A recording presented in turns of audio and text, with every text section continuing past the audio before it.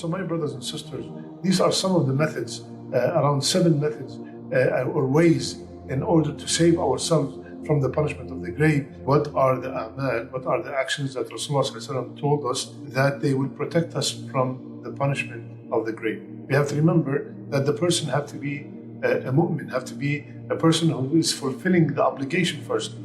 Rasulullah sallallahu alayhi wasallam, he said, any Muslim who dies on a Friday, that's inshaAllah ta'ala an indication that this person will be saved from the punishment of the grave.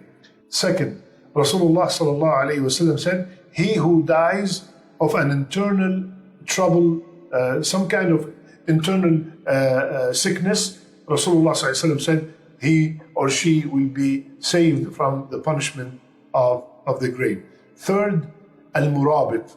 What does murabit mean? Murabit is the person who is stationed at the border of a Muslim country, defending that country from the enemy. Fourth, a shaheed. Number 5 is staying away from what Rasulullah told us that it will lead to the punishment of the grave.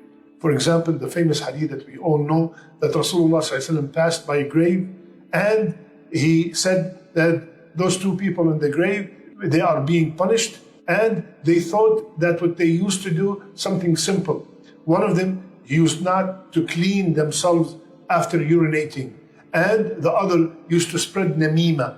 What is namima? Be very careful, my brothers and sisters. Namima is to go to brother A and to tell him, do you know what brother B said about you? You go to sister A and you tell her, do you know what sister B said about you? And you start creating fitna between 2 people. That is called namima, and that brings the punishment of the grave. Staying away from namima, cleaning ourselves after urinating, that will protect us from the punishment of the grave. Also, to stay away from not praying bring the punishment of the grave. Breaking a fast without any valid reason in Ramadan also will bring the punishment of the grave. Staying away from all these things will also save us from the punishment of the grave. Number 6, reciting frequently Surah Al-Mulk.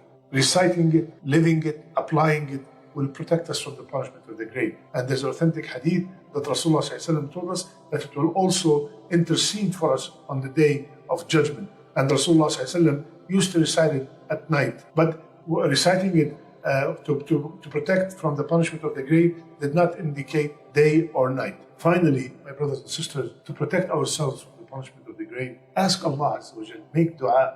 Rasulullah sallallahu alayhi wa sallam used to make a dua every morning. Allahumma afini fi badani, Allahumma afini fi basari, Allahumma afini fi sam'i. لا إله إلا أنت اللهم إني أعوذ بك من الكفر والفقر وأعوذ بك من عذاب القبر لا إله إلا أنت.